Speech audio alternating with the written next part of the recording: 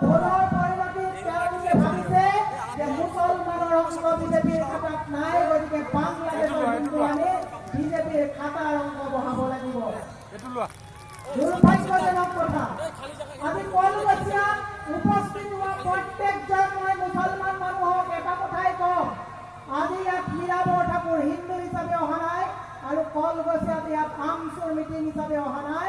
অসমীয়া জাতি জনজাতি ভাষাৰ ৰক্ষাৰ ক্ষেত্ৰত আমি সকলো মুছলমান হিন্দু এক হৈ অসমীয়া হিচাপে ইয়াত আমি আজি আন্দোলন কৰিব আহিছোঁ। আৰু প্ৰত্যেকজন মুছলমান মানুহে এটা কথা আজি প্ৰতিশ্ৰুতি লওক, প্ৰতিজ্ঞা কৰক। হযৰত মহম্মদ তেখেতে কৈ গৈছিল মুছলমান সেইজন যোনে ব্যক্তি বা পৰিয়াল বা সমাজ তিনিওটাকে একত্ৰিত কৰি গৈ পেলাই সমাজৰ উন্নয়ন, ৰাজনৈতিক আৰু অৰ্থনৈতিকভাৱে সমাজৰ সুশৃংখলতা, সমাজৰ উন্নতিৰ কথা চিন্তা কৰে, সেইজনে ইছলাম, সেইজনে মুছলমান। মুছলমানৰ কোৰাণত কোৱা আছে যে তোমালোকে জেহাদ বুলি, ইয়াত বহু বিজেপি মানুহে কয় যে জেহাদী, জেহাদ শব্দৰ অপব্যাখ্যা তেওঁলোকে কৰিছে। কোৰাণৰ ক'তো কৈ থৈ যোৱা নাই যে তোমালোকে জেহাদ কৰা। কোৰাণত আপোনালোকৰ হযৰত মহম্মদে আপোনালোকক ক'তো অন্যায় উৎপীড়ন কৰিব শিকোৱা নাই। আপোনালোকক কৈছে য'তে অন্যায় হ'ব, য'তে উৎপীড়ন হ'ব, তাতে আপোনালোকে শান্তি প্ৰতিষ্ঠা কৰিব, সেয়ে ইছলাম।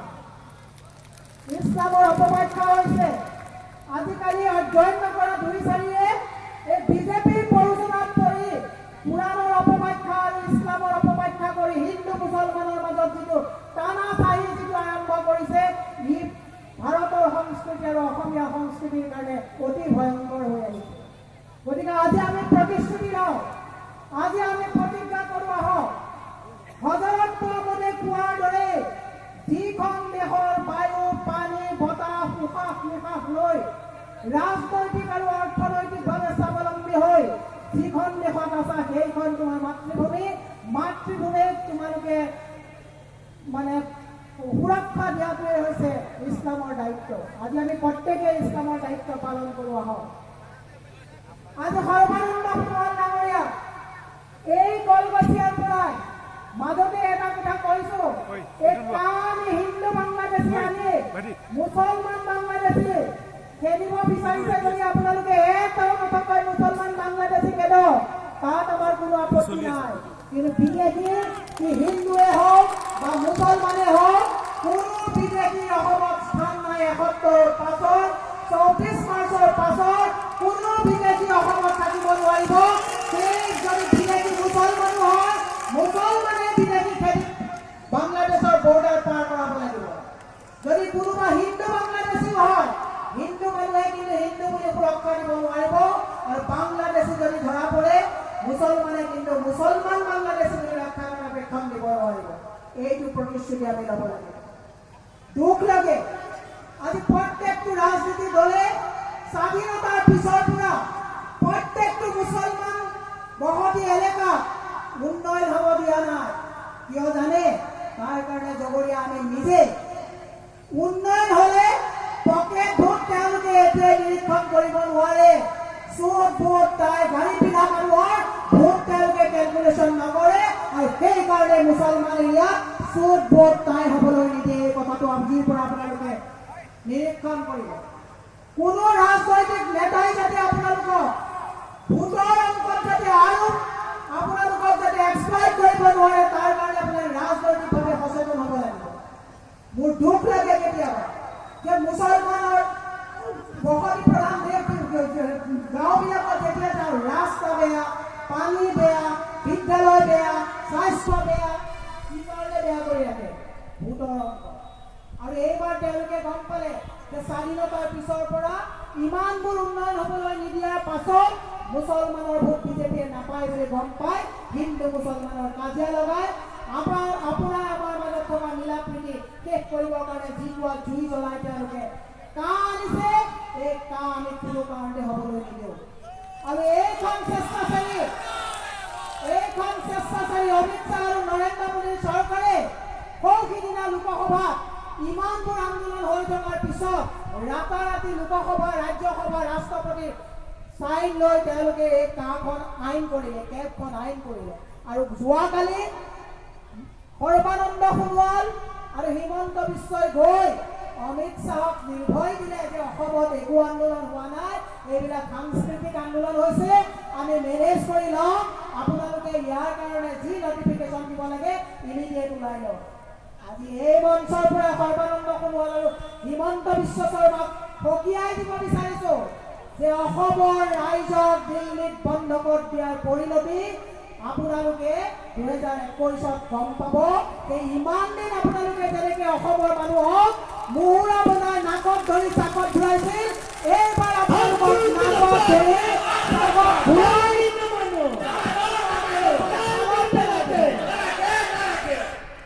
আৰু এটা কথা মই প্ৰত্যেকজন অসমৰ ৰাইজক কৈছোঁ, প্ৰতিবাদ কেৱল চলাই গৈ পেলাই আমি প্ৰতিবাদ চলালে নহ'ব।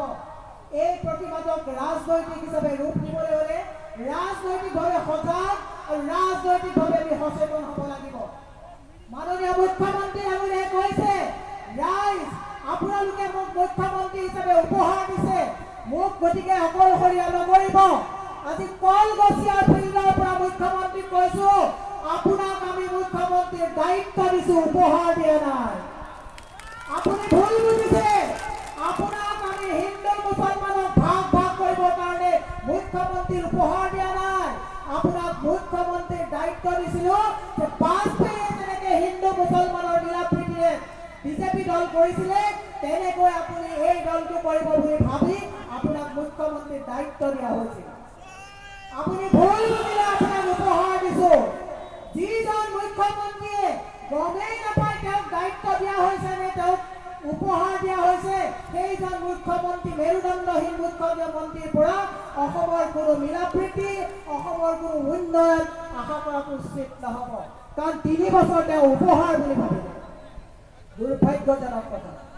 আজি এই মঞ্চৰ পৰাই মই বিভিন্ন প্ৰতিবাদী সত্তাক এটা অনুৰোধ জনাওঁ, অসমৰ ছাত্ৰ সন্থা, AJYCP, আমছুকে ধৰি বিভিন্ন বিশ্ববিদ্যালয়ৰ যিসকল ছাত্ৰ সংগঠন, বিভিন্ন সাংস্কৃতিক গোষ্ঠী, বিভিন্ন ৰাজনৈতিক যিবিলাক দল আছে, সকলোৱে একাকাৰ হৈ সকলোৱে মাৰ বান্ধি এই কা বিৰোধ কৰি হিন্দু মুছলমানৰ কাজিয়া কৰি অসমখনক অগ্নিগৰ্ভা কৰিব তোলা এই দলটোক অসমৰ পৰা বাংলাদেশত থৈ আহিব লাগিব।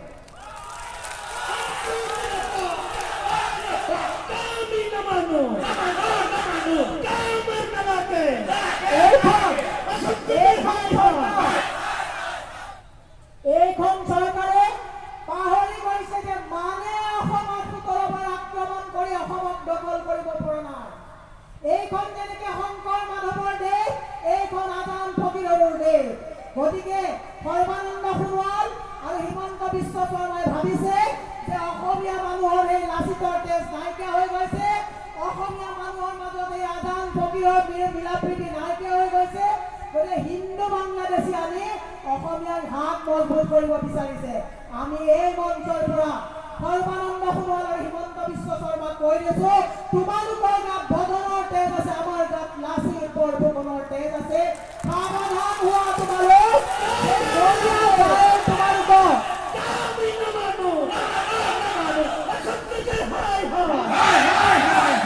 নৰিয়া গায়ে তোমালোকক আমি বাংলাদেশৰ ইপাৰতে কৈছত থৈ আহিম। বাংলাদেশৰ হিন্দুৰ লগত কি মিলাপ্ৰীতি কৰা কৰি থকা, অসমত বিদেশী না হিন্দু না মুছলমান সংস্থাপন পোৱা হ'ব। দ্বিতীয়তে যুৱপ্ৰজন্মক এটা কথা ক'ব বিচাৰিছোঁ, এই মঞ্চৰ দ্বাৰাই সকলো এক হ'ব লাগিব। এতিয়া যদি প্ৰতিবাদী আন্দোলন যদি ভাগ ভাগ হৈ থাকে, ASU, AMSU, KMSS, AJYCP ভাগ ভাগ যদি প্ৰতিবাদী আন্দোলন হৈ থাকে, তেতিয়াহ'লে হিমন্ত বিশ্ব শৰ্মাই যেনেকে আকৌ 100 চিট পাম বুলি অংক কৰি উন্নয়ন স্থবিৰ কৰি চব টকা ৰাখি 21 টকা বিলাই 100 চিট আনিম বুলি অংক কৰিছে, তেওঁ সেই সপোন বাস্তৱ হ'ব যদি আমি একত্ৰিত নহওঁ।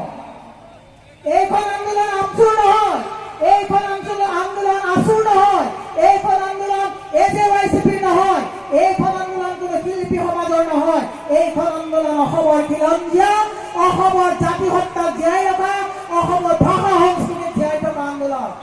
ইয়াক যোনে ভাগ ভাগ কৰি নেতা বনাৰ সপোন দেখি তেওঁ নেতাগিৰি বুলি কৈছে, আমিও দৃষ্টি নিৰীক্ষণ কৰি আছো, আমিও দৃষ্টি ৰাখিম।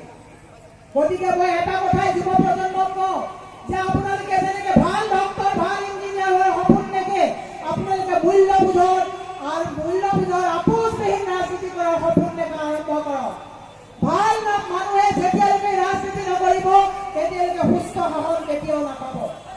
আৰু আমাৰ যুৱ প্ৰজন্মই যদি পথাৰ আৰু বজাৰ দখল কৰাৰ যদি ৰাজনীতি নিশিকে, স্বাৱলম্বী হোৱাৰ যদি তেওঁলোকে যদি মানসিকতা নাৰাখে, কেৱল আৱেগ দি এখন দেশৰ জাতি জীয়াই ৰাখিব নোৱাৰি। এখন দেশৰ জাতি জীয়াই ৰাখিবলৈ হলে, এখন ৰাজ্যৰ এটা জাতি স্বাভিমান হিচাপে জীয়াই থাকিবলৈ হলে সেই জাতিটোৱে নিজৰ পথাৰ দখল কৰিব লাগিব, পথাৰত উপাৰ্জিত সামগ্ৰী বজাৰত দখল কৰিব লাগিব। কোনো বহিৰাগতই যাতে আহি আমাৰ বজাৰ দখল কৰিব নোৱাৰে, কোনো বহিৰাগতই যাতে আমাৰ পথাৰত খেতি বাতি কৰিব নোৱাৰে, তাৰ কাৰণে ইয়াত বহি থকা প্ৰত্যেকজন মানুহে বজাৰ আৰু পথাৰ দখল কৰাৰ মানসিকতা লৈ অৰ্থনৈতিক আৰু ৰাজনৈতিকভাৱে সচেতন হৈ স্বাৱলম্বী হোৱাৰ যেতিয়ালৈকে সপোন নেদেখিব, তেতিয়াহ'লে আমি যেনেকৈ ভাষা আন্দোলন কৰিছিলো, যেনেকৈ মাধ্যম আন্দোলন কৰিছিলো, যেনেকৈ খাদ্য আন্দোলন কৰিছিলো, যেনেকৈ অসম আন্দোলন কৰিছো, আজি হিন্দু বিদেশীৰ আন্দোলন কৰিছো, এই আন্দোলনে কৰি থাকিব লাগিব। বিশ্বৰ দৰবাৰত অসমীয়া জাতিটো আন্দোলনকাৰী হিচাপে চিনাকি হ'ব লাগিব।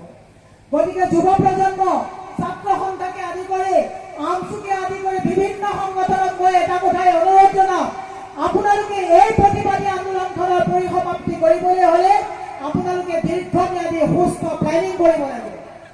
কেৱল চৰকাৰক গালি পাৰি থাকিলে নহব। এই চৰকাৰখনৰ মূৰত একো নোসোমায়, তেওঁলোকৰ ক্ষমতাই মূৰত ধৰিছে। পৰুৱাৰ পাখি গছে কেতিয়া, যেতিয়া মৰিবৰ হয়, এওঁলোকৰ পাখি গজিছে। গতিকে এই পাখি গজা পৰুৱা মৰাৰ পিছত আমি স্বাভিমানেৰে যদি এই চৰকাৰখনক যদি ওপৰাই দায়িত্ব ল'বলগীয়া হয়, তেতিয়াহ'লে এই প্ৰতিবাদী আন্দোলনৰ দায়িত্ব লৈ থকাসকলে সুস্থ নীতি নিৰ্ধাৰণ কৰিছে নে নাই, সেইটো কথাও বহুত বৃহৎ প্ৰশ্ন হ'ল। নেতা আমি বহুত পাইছো, আমাক বহু নেতাই ঠগিছে, কিন্তু নেতা ঠগিলেও যিহেতুকে গণতান্ত্ৰিক ব্যৱস্থাত আমাক নেতা লাগিব, ৰাজনীতি আমাক লাগিব, নেতা তৈয়াৰ হ'ব লাগিব, নেতা মানসিকভাৱে সবল হ'ব লাগিব, তেওঁ ৰাজনৈতিকভাৱে সুস্থ চিন্তা হ'ব লাগিব, অৰ্থনৈতিকভাৱে শুদ্ধ ৰাস্তা বঢ়াব পাৰিব লাগিব। আৰু যিজন নেতাৰ অৰ্থনৈতিক স্বাৱলম্বিতাৰ ভাল প্লেনিং নাথাকিব, এই আন্দোলন আমি ফলৱতী হলেও আকৌ 5 বছৰৰ পিছত ৰাস্তাত মানুহ আহিব লাগিব। গতিকে মই সমুজ্জ্বল ভট্টাচাৰ্য ডাঙৰীয়া আজি এই মঞ্চৰ পৰাই কৈছো যে আপুনি ছাত্ৰ সন্থা এই প্ৰতিবাদী আন্দোলন বিলাকক, এই আন্দোলনখনৰ পৰিসমাপ্তি যাতে নীতিসংগতভাৱে পৰিসমাপ্তি হয়, তাৰ কাৰণে ৰাজনৈতিকভাৱে আপুনি দায়িত্ব ল'ব লাগিব। আপুনি কেৱল দায়িত্ব নল'লে কিন্তু আপোনাকো মানুহে ক্ষমা নকৰিব। গতিকে সমুজ্জ্বল ভট্টাচাৰ্য ডাঙৰীয়া আজি মই ইয়াৰ পৰাই আহ্বান জনাব বিচাৰিছো যে ছাত্ৰ সন্থাই যিহেতুকে গোটেই অসমতে এই দায়িত্ব লৈ ঘূৰি ফুৰিছে, প্ৰতিবাদ কৰিছে, গতিকে আপোনালোকে এটা নেতৃত্ব লৈ এই চৰকাৰখনক কেৱল ওপৰত বুলি ক'লেই নহ'ব, ওপৰৰ পৰিকল্পনা কি লৈছে সেইটো ৰাইজে জানিব বিচাৰিব। গতিকে ৰাজনৈতিক আন্দোলনখনক ৰাজনৈতিকভাৱে আমি প্ৰত্যুত্তৰ দিব লাগিব। আজি আমচুৰ উদীয়মান যুৱকসকলক মই ক'ব বিচাৰিছো, আপোনালোকে মুছলমান সংগঠন হিচাপে সংগঠন কৰিলে নহ'ব। আপোনালোকে অসমীয়া হৈ অসমীয়া ভাষা সংস্কৃতিক লগত লৈ, সকলোকে লগত লৈ আপোনালোকেও আগবঢ়াৰ মনত প্ৰতিষ্ঠা ৰাখিব লাগিব।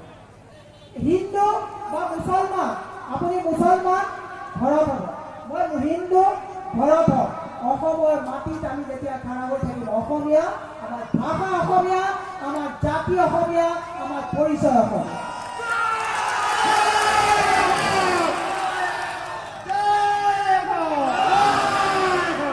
আজি দুখ লাগে যে এই মাইনৰিটি মুছলমান সম্প্ৰদায়ৰ লোকসকল আজি আপোনালোকৰ বেয়াগুণ নেতাসকল আপোনালোকৰ তাত আহি জৰা ফুকা কৰি আপোনালোকক কিন্তু এতিয়াও সেইখন চিকিৎসালয়লৈ যোৱাৰ পৰিৱৰ্তে জৰা ফুকা কৰাত আপোনালোকক আবদ্ধ কৰি ৰাখে। দুৰ্ভাগ্যজনক কথা। আপোনালোকে নেতাক উভতি ধৰা আৰম্ভ কৰক, সি বিজেপিয়ে হওক, কংগ্ৰেছে হওক, AIUDF হওক, ACPয়ে হওক, আপোনালোকে নেতাক ভগৱান দেখাৰ পৰা শয়তান দেখা আৰম্ভ কৰক, তেতিয়াহে আপোনাৰ ঘৰত ভগৱান ঘূৰি আহিব।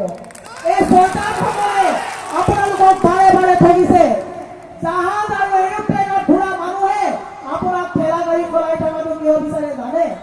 ঠেলা গাড়ী আপুনি যদি চলাই থাকে, নিৰাপত্তা কৰি যদি চিটি বাছত ঘূৰি ফুৰে, তেতিয়াহ'লে নাকত ধৰি চাকত ঘূৰাব পাৰিব। কেতিয়াবা প্ৰশ্ন কৰিছে নেতা যে আপুনি যে জাহাজ 19খন ৰাখিছে, আপোনালোকে যে হেলিকপ্টাৰত ঘূৰে, হিমন্ত বিশ্ব শৰ্মা সৰ্বানন্দ সোণোৱাল ডাঙৰীয়াক কেতিয়াবা সুধিছে যে এই নিৰ্বাচনৰ আগত আপোনালোকৰ অৱস্থা কি আছিল, পিছত কি আছিল? আপোনাৰ কৃষকৰ খেতিৰ আলুৰ মূল্য 2 টকা, বজাৰত 40 টকা, মাজত 20 টকা। এই চৈতানসকল আপোনালোকে দাম পায় 2 টকা। বন্ধাকবি ইয়াত 1 টকা গৰুৱে নাখায়, তাত 40 টকা গুৱাহাটী, মাজত 30 টকা। এই চৈতান দালালসকলে দিছপুৰত দিয়ে। এইবিলাক কথা যেতিয়ালৈকে আপোনালোকে তেওঁলোকক উভতি নধৰিব, তেতিয়ালৈকে আপোনালোকৰ কোনো পথাৰত ইৰিগেশ্যনৰ পানী নাযাব, পুখুৰীৰ পানীয়ে পেলাই থাকিব লাগিব, মনত ৰাখিব। সেইকাৰণে মই বেছি দীঘলীয়া নকৰোঁ। আৰু উপযুক্ত বক্তা বহুতসকল আছে, আগত মানে বহুত বক্তা আছে, তেখেতসকলে বক্তব্য ৰাখিব। কিন্তু মই এটা কথা মুছলমান সম্প্ৰদায়ৰ প্ৰত্যেকজন ব্যক্তিক কওঁ, বিজেপি চৰকাৰ অহাৰ পৰা তেওঁলোকে য'তেই ত'তেই কথা পাতোতে আপোনালোকক দ্বিতীয় শ্ৰেণীৰ নাগৰিকৰ নিচিনা এটা কালাৰ দিবলৈ তেওঁলোকে চেষ্টা কৰে। অতি দুৰ্ভাগ্যজনক, যাতে সেই কালাৰ কোনেও দিব নোৱাৰে। আৰু তেওঁলোকে সৌখিদিনা যে শ্বহীদ হ'ল, সৌখিদিনা যে গুৱাহাটীত যে কলাক্ষেত্ৰ ভাঙিলে, তেওঁলোকে দ্বিতীয় পক্ষ লগাই ভঙাইছে আৰু আপোনালোকক দোষী সজাই, অপৰাধী সজাই, জেহাদী সজোৱাৰ চেষ্টা কৰি হিন্দু মানুহক বুজাব বিচাৰিছে যে এইসকল জেহাদী, এইসকল পাকিস্তানী, এইসকল তেওঁলোক বাংলাদেশী মুছলমানেই হওক বা বাংলাদেশী হিন্দুৱেই হওক। আজি যিমান খালী পথাৰ আছে, যি হ'ল কংগ্ৰেছৰ দিনত যি টিংপাত লাগে, আজি ইয়াত আপোনালোকে প্ৰতিশ্ৰুতি দিয়ক যে আপোনালোকৰ পথাৰত চিকচিকীয়া এখন যাতে টিং লাগিলেও কি বাংলাদেশী নে পাকিস্তান হয়, তাক নিৰীক্ষণ কৰি বৰ্ডাৰ পাৰ কৰি দিয়াৰ দায়িত্বই কলগছীয়া ৰাইজে ল'ব লাগিব। নহ'লে সেই চৰকাৰে য'ত বিদেশী ৰক্ষণাবেক্ষণ দিয়ে, সেই মুছলিমেও বিদেশীৰ লগত আপোনালোকৰ সকলোকে দাড়ি টুপি দেখিলে সকলোকে সিহঁতে পাকিস্তানী আৰু বাংলাদেশী সজাব খোজে। অতি দুৰ্ভাগ্যজনক আৰু লজ্জাজনক কথা। তেওঁলোকে আমাক ক'ব বিচাৰে তোমালোকে মুছলমানক লৈ ৰাজনীতি কৰিছা। হয়, এইখিনি অসমৰ মুছলমানখিনি যিখিনি মানুহ অসমৰ বায়ু পানী লৈ, অসমীয়া ভাষা সংস্কৃতিক লৈ তেওঁলোকে ইয়াত বসবাস কৰি আছে, তেওঁলোক অসমীয়া মুছলমান। তাত আমাৰ কোনো এখন হিন্দু মুছলমানৰ কাজিয়া নহয়, এইখন বিজেপিৰ ভোট বেংকৰ কাজিয়া। আপোনালোকে কথাটো জানি ল'ব। সেইকাৰণে মই বিনম্ৰ অনুৰোধ কৰিছোঁ, কোনো জেগাত যাতে চৰকাৰে বহু পৰিচালনা, তৃতীয় পক্ষ বুলি কয়, বহু পৰিচালনাৰ সৃষ্টি কৰিব, আমাৰ যাতে কোনো হিন্দু মুছলমান মানুহৰ মাজত যাতে কাজিয়া নহয়, তাৰ প্ৰতি আপোনালোকে লক্ষ্য ৰাখিব লাগিব। আৰু কোনো বিদেশী যদি কলগেছিয়া দুজনো অচিনাক্ত আপোনালোকে বাংলাদেশী বা পাকিস্তানী বিদেশীক দেখা পায়, আপোনালোকে চিনাক্তকৰণ কৰি চৰকাৰক ক'ব লাগিব যে তোমালোকে ডিটেনশ্যন কেম্পত লোৱা, ডিটেক্ট আমি কৰিছোঁ, ডিটেনশ্যন তোমালোকে কৰা। এনে সৰ্বানন্দ সোণোৱালে পাহাৰ, ভৈয়াম, বৰাক, ব্ৰহ্মপুত্ৰ, জাতি জনজাতি, হিন্দু মুছলমান সম্প্ৰীতি এই ৰেডিমেড শ্লোকটো দি থাকিলে, তেওঁ 21 ঘৰত কেটেগৰীলৈ সোমাই থকাৰ বাদে তেওঁৰ আৰু গত্যন্তৰ নাই। মোৰতো বিশ্বাস তেওঁ ডিব্ৰুগড়ত থাকিবই নোৱাৰে। গতিকে বেছি আৰু দীঘলীয়া নকৰি মই এটা কথা আপোনালোকক শেষত কওঁ যে চেঞ্চাছ হৈ গৈছে। চেঞ্চাছত অসমীয়া ভাষা 48% নামি আহিছে। তাৰ কাৰণে জগৰীয়া আমি সকলো আপোনালোকক বৰমূৰীয়া বহু মানুহে ৰাজনীতিৰ কথা কয় যে মাতৃভাষা বাংলা লিখিবা। দুৰ্ভাগ্যজনক কথা। এই চৰ কয়াকুছিত মই আজি কেইদিনমানৰ আগত আহিছিলোঁ। কয়াকুছিৰ চৰৰ মুছলমানে যিমান শুদ্ধ অসমীয়া লিখিব পাৰে, মোৰো বাবা কাকা হুঁচৰিকাৰ কেতিয়াবা ভুল হ'লেও তেওঁলোকৰ নহয়। তাৰ পাছতো কিন্তু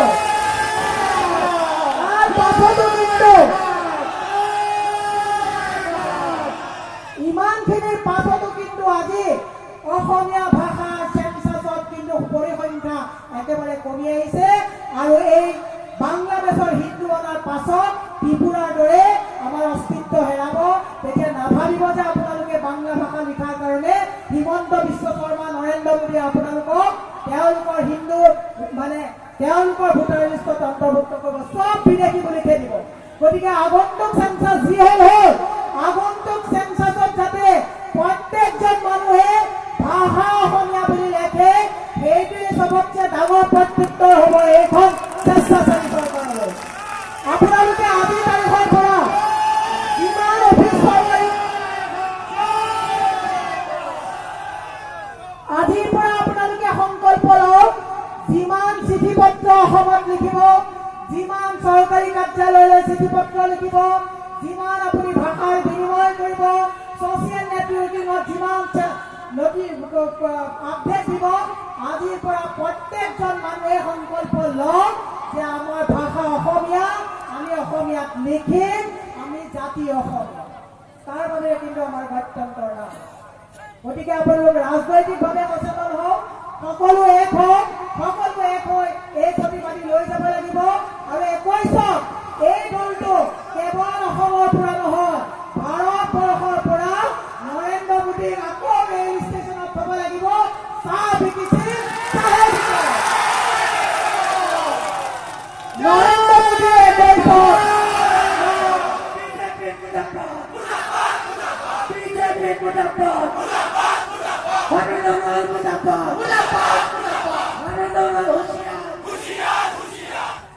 গতিকে মই শেষত আপোনালোকক এটা কথা কওঁ, ৰাজনৈতিকভাৱে সজাগ আৰু সচেতন হওক। এতিয়া এই চৰকাৰখনে বহুত লোক দিব, কৃষকসকলক বস্তুৰ দাম এতিয়া দি দিব, বস্তুৰ GST দাম নাইকিয়া কৰিব, আঁঠুৱা কম্বল বিলাব, এইবোৰ লওক, এইবোৰ ৰাইজৰ পইচা। কিন্তু তেওঁলোকে যেনেকে যোৱাকালি এই কাৰ্ডখনৰ নটিফিকেশ্যন দি দিলে, গভৰ্ণমেণ্ট নটিফিকেশ্যন দি দিলে যে এখন এপ্লাই কৰিব পাৰে বুলি তেওঁলোকে দিলে, তেওঁলোকে যেনেকে অসমৰ ৰাইজৰ ভাষা সংস্কৃতিক বন্ধ কৰি